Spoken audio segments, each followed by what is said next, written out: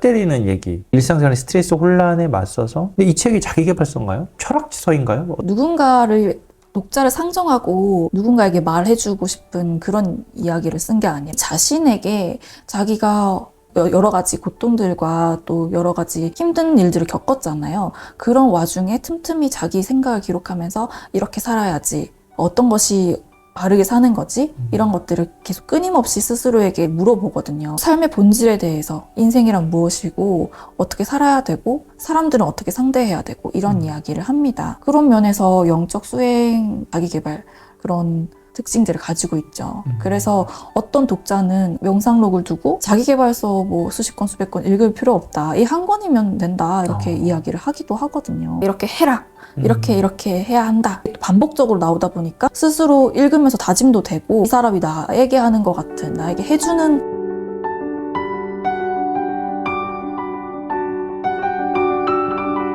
명상록을 이렇게 소개해주고 싶은 이유가 있으세요? 명상록 일단 말이 필요 없죠. 제가 굳이 독자 여러분들을 설득하지 않아도 이미 검증되어 있는 너무나 유명한 고전이고, 국내에 그래서 판본이 엄청 많이 나온 걸로 알고 있거든요. 제가 계약을 한 2년 전에 했었는데, 계약을 할 때 당시만 해도 판본이 너무 많아서 이게 또 필요할까? 압도적 성공을 거두었다 라는 그 내용에 제가 또 혹해가지고 이거를 한번 보게 됐는데, 2002년에 미국 랜덤하우스에서 초판이 출간이 된 이후에 동안 아마존 부동의 1위였고 150만 부 이상 판매가 되었고, 데일리 필로소피, 스토아 수업 이런 책으로 굉장히 유명한 세계적인 자기계발 멘토인 라이언 홀리데이가 서문을 썼고요. 그 서문에서 이런 이야기를 해요. 자기는 명상록을 100번 읽었다. 명상록을 읽고자 하는가?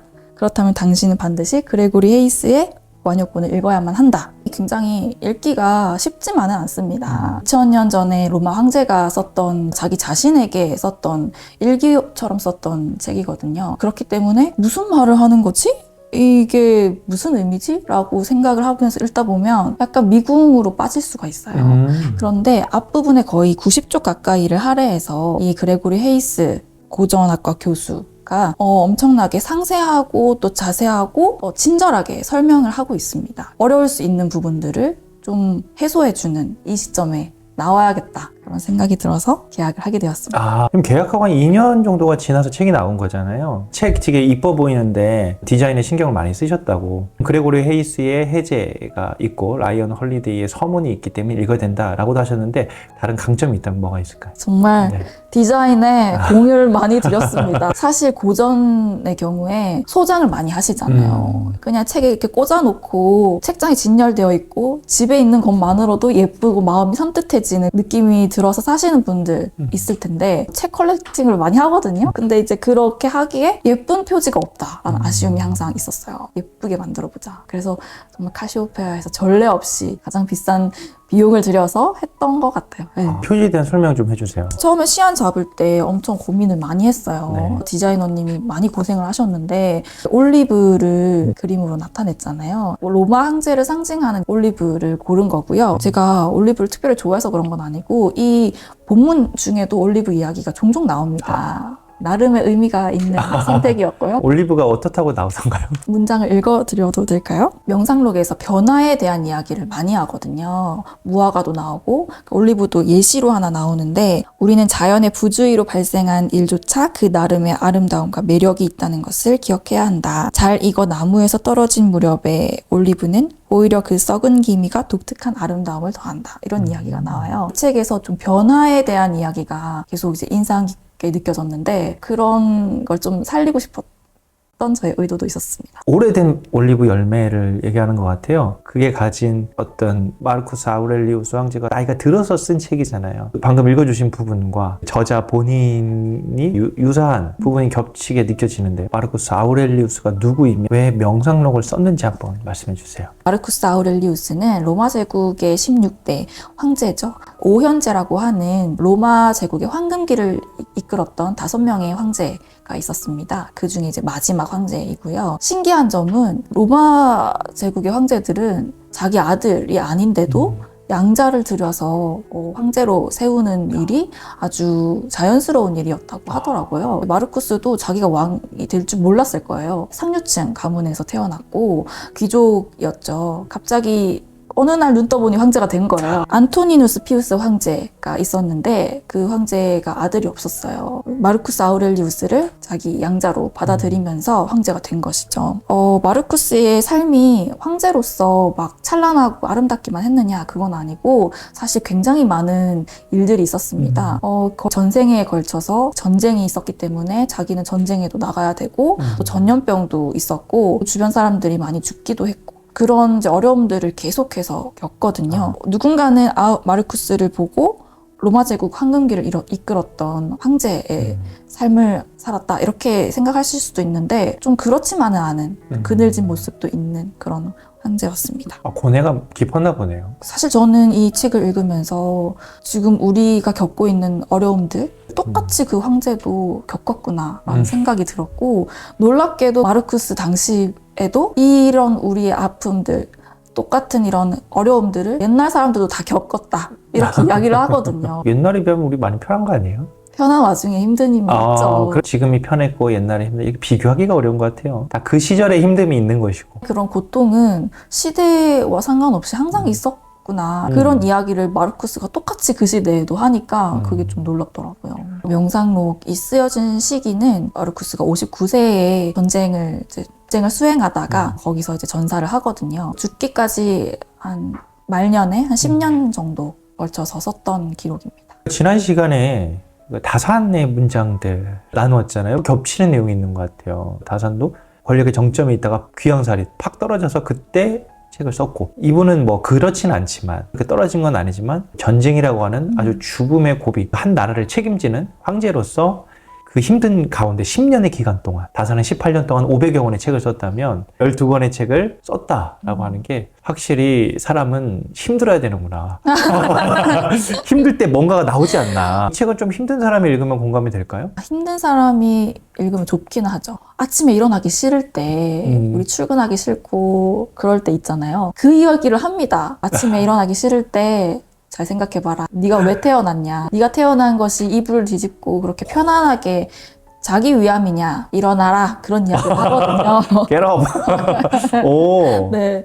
그리고 좀 삶의 변화가 필요하신 분들 있잖아요. 변화 필요하기도 하고 또 변화를 맞이하신 분들. 내가 이런 인생의 큰 변화를 겪고 있는데 너무 갑작스러워서 두렵다라든지 어떻게 해야 될지 모르겠다 이런 분들에게 좀 뼈 때리는 조언을 해요. 이 세상이 다 변화하고 있는데 변화가 왜 두렵냐 이런 이야기를 또 하기도 하거든요. 이 책 자체가 충고, 지시, 설득, 뼈 때리는 얘기, 일상생활의 스트레스 혼란에 맞서서 생각할 수 있는 영적 수행 이런 문구들도 있고. 근데 이 책이 자기계발서인가요? 철학서인가요? 어떤 책이라고 생각하세요? 누군가를 독자를 상정하고 누군가에게 말해주고 싶은 그런 이야기를 쓴 게 아니에요. 자신에게 자기가 여러 가지 고통들과 또 여러 가지 힘든 일들을 겪었잖아요. 그런 와중에 틈틈이 자기 생각을 기록하면서 이렇게 살아야지, 어떤 것이 바르게 사는 거지? 이런 것들을 계속 끊임없이 스스로에게 물어보거든요. 삶의 본질에 대해서 인생이란 무엇이고 어떻게 살아야 되고 사람들은 어떻게 상대해야 되고 이런 이야기를 합니다. 그런 면에서 영적 수행, 자기계발 그런 특징들을 가지고 있죠. 그래서 어떤 독자는 명상록을 두고 자기계발서 뭐 수십 권 수백 권 읽을 필요 없다. 이 한 권이면 된다. 이렇게 이야기를 하기도 하거든요. 이렇게 해라. 이렇게 해야 한다. 반복적으로 나오다 보니까 스스로 읽으면서 다짐도 되고 이 사람이 나에게 하는 것 같은, 나에게 해주는 말 같은 그런 느낌을 받아요. 좀 그런 자기계발적인 면이 있는 것이 아닌가. 이게 단순히 그냥 철학적인 심오한 얘기만 하는 것이 아니라 지금 오늘 나에게 이렇게 살아야 한다라고 하는 그런 자기계발 요소가 있다. 어떻게 이런 통찰이 이 시대에 이렇게 있었지? 천년이 지났는데 어떻게 지금까지도 나에게 유효하지? 그런 생각이 들더라고요. 우리의 인생에서 고민해봐야 하는 내용들이 좀 담아 있어서 그런 게 아닌가 하는 생각이 들었습니다. 제가 아까 변화에 대한 이야기를 했었잖아요. 사실 저는 삶이 급격하게 변하고 제가 예상치 못하게 흘러가는 걸 별로 안 좋아하거든요. 저 파워 J로서 예상하는 그 범위 내에 일이 이렇게 일어나야 마음이 편한데 생각지 못했던 일들이 일어나거나 주변의 환경이 변하거나 이러면 약간 불안해져요. 마르쿠스가 그런 이야기를 하거든요. 덜 익은 포도, 다 익은 포도, 건포도. 이것은 끊임없는 변화다. 없는 존재로 변하는 것이 아니라 아직 존재하지 않은 것으로 변하는 것이다. 이런 이야기를 11권에서 하기도 하고 7권에 보면 변화가 두려운가? 하지만 변화가 없다면 무엇이 존재할 수 있다는 것인가? 자연의 본질에 더 가까운 것은 무엇이란 말인가? 장작을 태우지 않고 그대로 둔 채 뜨거운 물로 목욕할 수 있는가? 음식의 형태를 바꾸지 않은 채 먹을 수 있는가? 변화 없이 중요한 과정이 일어날 수 있는가? 이렇게 이제 이야기를 해요. 그래서 이 부분을 읽으면서 맞아. 인생의 큰 변화는 일어날 수밖에 없는 일이지라고 제 생각을 하면서 받아들이게 되는? 받아들인다. 파워 J로서 계획이 틀어져도 네네. 뭐 그런 건가요? 그렇죠. 뭐 최근에 계획이 틀어져서 짜증이 났는데 마음을 다스린 경험이 있으세요? 사소하게는 그냥 약속이 갑자기 취소됐다. 실컷 이제 막 마음을 다잡고 나가야지 이렇게 하고 있는데 갑자기 이제 취소가 됐다 이러면은 스토아 철학, 이 명상록의 바탕이 되는 스토아 철학에 대해서 좀 말씀해 주시면 좋겠어요. 스토아 철학은 이제 제논이라고 하는 철학자가 처음에 창시를 했고 스토아 철학의 핵심 인물로서는 에픽테토스가 있습니다. 마르쿠스도 에픽테토스에서 많은 영향을 받았고 스토아 철학을 좀 접하게 된 것이 아닐까라고 사람들이 생각을 하거든요. 스토아 철학의 핵심 메시지는 삶에서 통제할 수 있는 부분이 있고 없는 부분이 있는데 우리가 통제할 수 없는 것들은 그냥 받아들이고 우리가 통제할 수 있는 나의 생각과 나의 태도 이런 것들을 좀 집중하자. 이게 좀 핵심인 것 같아요. 세상에는 좀 내가 어떻게 할 수 없는 부분들이 있잖아요. 죽음이라든지 다른 사람들의 생각과 다른 사람의 말과 행동 이런 것들은 내가 어떻게 할 수 없는 부분이잖아요. 그런 것들에 너무 내가 집중을 하면서 내가 지금 해야 하는 일들을 하지 못하고 돌아볼 수 있는 철학이 아닌가 싶습니다. 내가 지금 해야 될 일을 잘 못 찾고 있을 때 삶의 설계도라는 말이 있어요. 로고스라고도 표현하던데 그 로고스라는 우주의 법칙과 내가 해야 되는 일과 좀 어떤 연관이 있을까요? 우리가 자연의 순리대로 살 것, 자연에 따라 살 것 이런 이야기들을 계속 하거든요. 여기서 자연에 따라서 살아라 이 로고스, 이성의 질서대로 살아라 라고 이야기를 하는 건데 이 이성적 질서라는 것은 자연스럽게 일어나는 일들 있잖아요. 인생을 살다 보면 때마다 맞이하게 되는 그런 순간들 자연스럽게 맞이하는 거? 약속이 취소가 됐어요. 좀 자연스러운 건가요? 어떻게 생각하세요? 그건 모르겠습니다. 스토아 철학의 입장에서 로고스의 관점에서는 그 약속이 취소됐다는 걸 어떻게 해석할 수 있을까요? 우리가 막 어떤 일이 생겼을 때 화가 나기도 하고 짜증나고 그렇잖아요. 흔들리는 감정 이런 것들을 절제하는 방법을 가르쳐 주거든요. 굳이 화를 낼 필요가 없다. 일단 기본적으로 내가 만나는 사람들이 나에게 친절하게 대하는 것을 그렇게 당연하다고 생각하지 않습니다. 사람들은 원래 그래. 옛날부터 악이 있었어. 원래 세상은 그런 거야. 이런 이야기를 좀 많이 합니다. 원래 세상이 그런 건가요? 그렇더라고요. 잘 들으시기 바랍니다. 괜찮답니다. 아닙니다. 약속 많이 취소해 주세요. 네. 취소해서는 안 되지만 취소하게 돼도 이해할 수는 있다. 그럼요. 이게 성경과의 유사점도 꽤 있다. 로고스가 이제 요한복음 1장 1절에 태초에 말씀이 있었다. 라고 했을 때 그 말씀이 로고스로 알고 있거든요. 그레고리우스의 해제도 그 내용이 포함되어 있고 그러니까 신의 섭리다. 철학적으로 봤을 때는 신의 섭리이기도 하지만 그게 전부는 아니다. 인간의 의지가 개입될 여지가 있다. 그래서 철학인 거잖아요. 신학은 전적으로 믿는 거고 철학은 그런 부분도 있지만 그럼에도 불구하고 인간의 자발성, 주체적인 의지가 있다. 명상록에서 이야기하는 신이라고 하는 존재가 기독교에서 말하는 그 신을 이야기하는 것은 아닙니다. 그리스 로마 신화에서 이야기하는 제우스라든지 그때 당시에 여러 가지 신들 언급하긴 하거든요. 그 스토아 철학에서 이야기하는 모든 사건은 로고스에 따라 결정되고 끊을 수 없는 인과관계를 따른다. 인간이 움직이는 마차에 묶인 개와 같은 그런 상황이다. 개가 마차에 이제 함께 달리는 것을 거부하면 마차에 끌려가겠지만 똑같은 상황에서 달릴 것인지 끌려갈 것인지를 선택하는 그 결정권, 그 선택권이 여전히 개에게 있다고 이야기를 합니다. 마찬가지로 인간의 그런 행동, 또 자신의 선택과 행동에 책임을 질 수 있고 내가 이 똑같은 상황에서 어떻게 받아들일 것인가에 대한 문제는 나의 자유의지다 라고 이야기를 하거든요. 그런 의미에서 봤을 때는 종교와 철학과 그런 것들이 좀 맞닿아 있는 부분이긴 하죠. 하지만 마르쿠스에게 기독교가 그렇게 큰 의미는 아니었어요. 여기 해제에 의하면 그때 당시에는 전쟁이 더 급했기 때문에 계속 전쟁이 있고 계속 전염병이 있고 그게 더 급한 과제가 아니었나. 종교와 철학을 넘나드는 그런 책이라는 느낌을 많이 받았어요. 요즘에는 명상이 뭐 불교나 요가 쪽에서 많이 하는 얘기지만 원래 이 메디테이션이라고 하는 말이 카톨릭에서 나왔다고 알고 있습니다. 오늘날에는 명상이 그냥 앉아서 참선하는 이런 걸로 알고 있지만 원래 명상이라고 하는 또는 메디테이션이라고 하는 기원은 이 시대 때부터 원래 쓰여졌던 말이었다. 이 독자들이 그 명상록에 대해서 정리가 될 것 같다는 생각이 좀 들기는 했습니다. 프랑스의 고대 철학자 피에르 아도가 명상록을 통해서 지각, 행동, 의지라는 세 가지 교훈을 세 가지로 훈련할 수 있다고 했는데 이 세 가지에서 한번 말씀해 주시면 좋을 것 같아요. 앞부분에 이런 이야기가 나와요. 어디에서나 매 순간 너에게는 다음과 같은 선택권이 있다.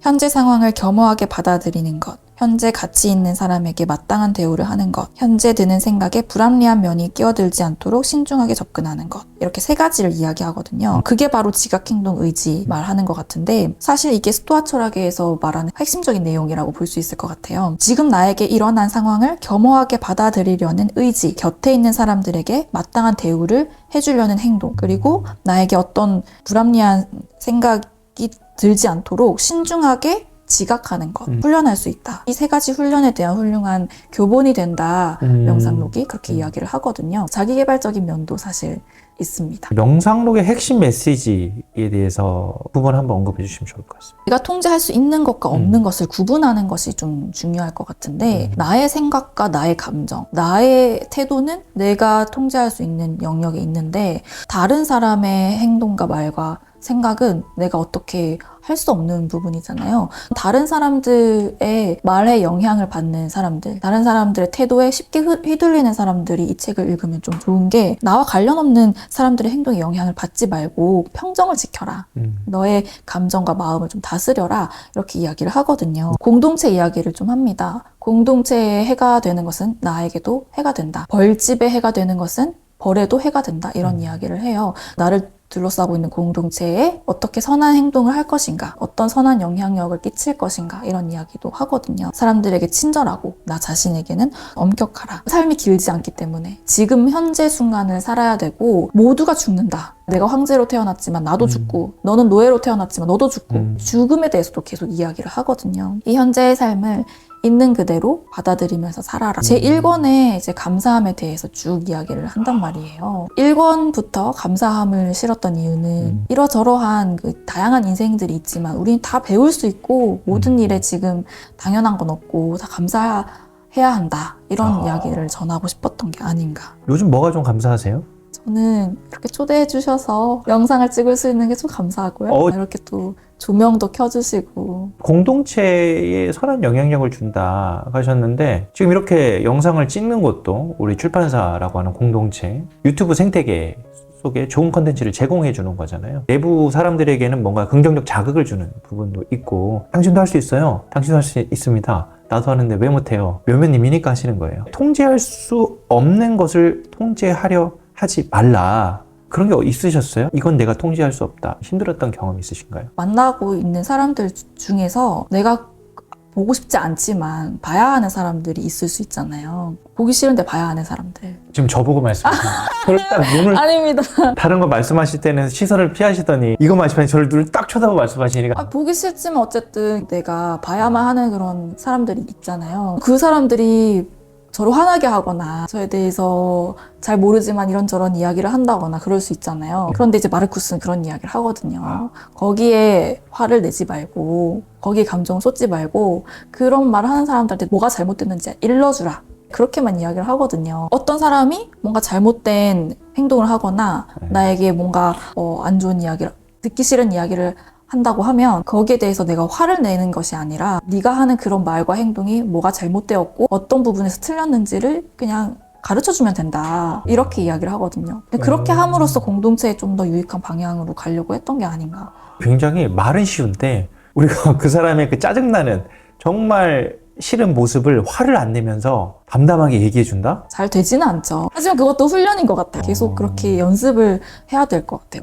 제 1권부터 12권까지 비슷한 내용들이 반복해서 나올 때가 많은데 계속 반복해서 같은 이야기를 하는 것도 그냥 계속 똑같은 이야기를 나 자신에게 되새기면서 마음 훈련을 하는 것이 아닌가. 마르쿠스 자기 자신이 스스로에게 계속 반복되는 이야기를 하면서 이렇게 마음 훈련을 한 것이 아닌가. 그래서 그 책을 읽는 독자들도 읽으면서 아 맞아 하면서 자기 절제를 하는 훈련을 할 수 있지 않나. 실제로 좀 삶에 영향을 미쳤나요? 사실 마르쿠스가 정말 프로 자기 개발러입니다. 아니 황제까지 올라갔는데 뭐 자기가 황제가 될 거라고 생각도 못했겠지만 어느 날 갑자기 눈 떠보니 황제가 되었는데 취해서 살 수도 있잖아요. 자기의 영광에 빠져서 살 수도 있는데 그러지 않고 자기 앞에 놓여져 있는 상황들을 겸허히 받아들이고 마음을 통제하려고 하고 그런 절제된 삶을 살려고 하는 그 모습이 로마 황제도 저렇게 살았는데 라는 생각이 좀 들면서 아주 배울 점이 많더라고요. 그래서 사람은 죽을 때까지 훈련하면서 자기 마음을 다스리면서 살아야 되는구나. 가장 좋았던 부분, 기억에 남는 문장들을 꼽아주시면 좋겠고. 마르쿠스가 말장난을 되게 잘하고 약간 비꼬는 투도 얘기를 잘 하거든요. 이런 이야기가 있어요. 이권에 영혼이여 그렇게 계속 네 품위를 떨어뜨려라. 하지만 곧 네가 존엄해질 수 있는 기회도 사라질 것이다. 모든 사람은 한 번의 삶을 얻을 뿐이다. 네 삶은 거의 끝나가고 있지만 네 자신을 존중하지 않고 네 자신의 행복을 다른 사람들의 영혼에 맡겨버리고 말았구나. 이렇게 이야기를 하거든요. 그렇게 살지 말라는 거 아니에요? 너 그렇게 살아봐. 너 평생 그렇게 살다가 결국 후회하게 될 거야. 그렇게 살아. 그래서 읽으면서 약간 이거 내 얘기인가?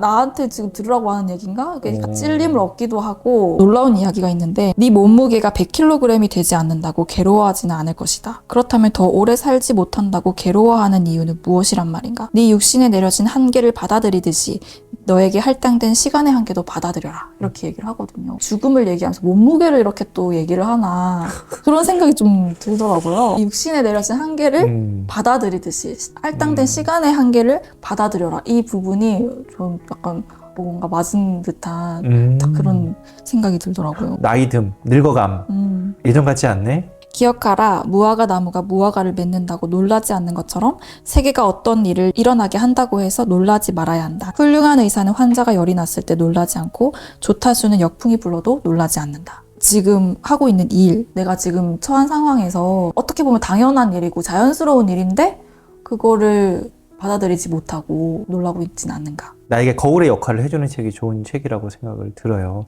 이거 정말 지금 나한테 필요한 말이다. 라이언 홀리데이도 그런 이야기를 하는데 적기에 만난 적절한 책은 강력한 힘이 있다. 이렇게 얘기하거든요. 진짜 읽다 보면 이거 진짜 나에게 지금 딱 필요한 이야기들이 어떻게 이렇게 딱 있지? 삶에 도움이 된다. 2, 3개월 전에 묘묘님과 지금의 묘묘님이 딴 사람이 된 것 같아요. 그런가요? 약간 우여곡절이 있었잖아요. 결과적으로는 잘 됐고 명상록을 작업하시면서 마음이 많이 정화되셨나? 밝아지셨나?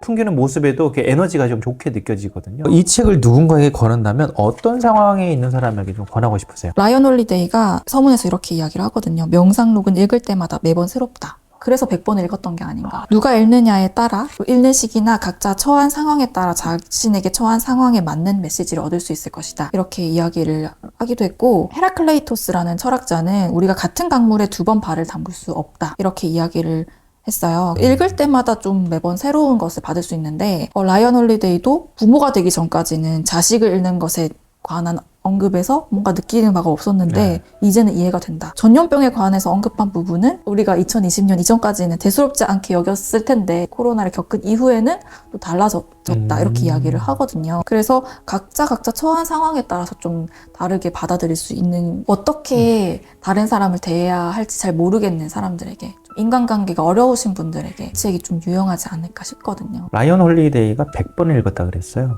한 20년 기간 동안 100번을 읽었으면 1년에 몇 번을 읽은 거죠? 앞으로 이 책을 몇 번이나 읽으실 것 같아요? 저는 책장에 꽂아두고 좀 두고두고 꺼내 읽을 것 같아요. 정말 좋은 책은 내가 필요할 때 한 번씩 이렇게 찾아서 읽을 때마다 좀 도움이 된다고 생각하거든요. 어떻게 인생을 살아가야 하나 그 지혜를 알려주는 책인 것 같아요. 제가 감정에 잘 휘둘려요. 감정이 앞설 때가 많은데 그거를 좀 다스리게 해주는 마음 훈련의 역할을 해주는 책이다. 뇌 생각의 출현 쓰신 뇌과학자이신 박문호 박사님도 명상록을 추천하시면서 이런 이야기를 하셨거든요. 얼음이 얼어붙은 다뉴브 강가에서 그가 일기처럼 썼던 자기 내면의 기록을 마주선 순간 나도 모르게 울컥했다. 마음이 흔들릴 때 반드시 이 책을 읽기를 권한다. 마음이 흔들리는 사람들한테 이 책이 좀 강력한 힘이 있지 않나. 제3권 2에 이런 말이 있습니다. 우리는 자연의 부주의로 발생하는 일조차 그 나름의 아름다움과 매력이 있다는 것을 기억해야 한다. 화덕에서 빵이 구워질 때 윗부분이 부풀어 터지는데 그 터진 부분은 빵을 굽는 과정에서 생기는 뜻하지 않은 결과일 뿐이지만 어떻게 보면 기분 좋은 것이다.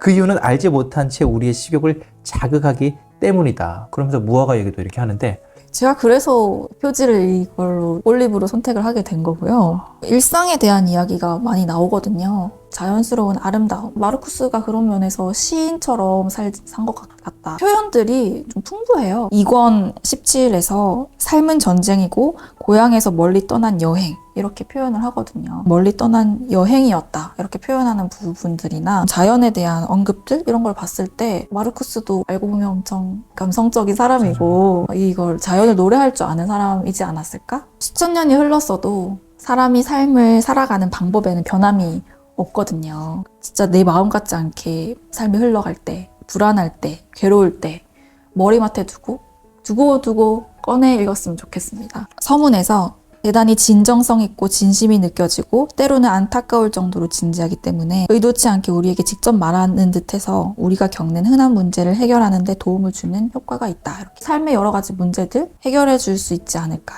작게나마 도움이 되지 않을까. 감사합니다.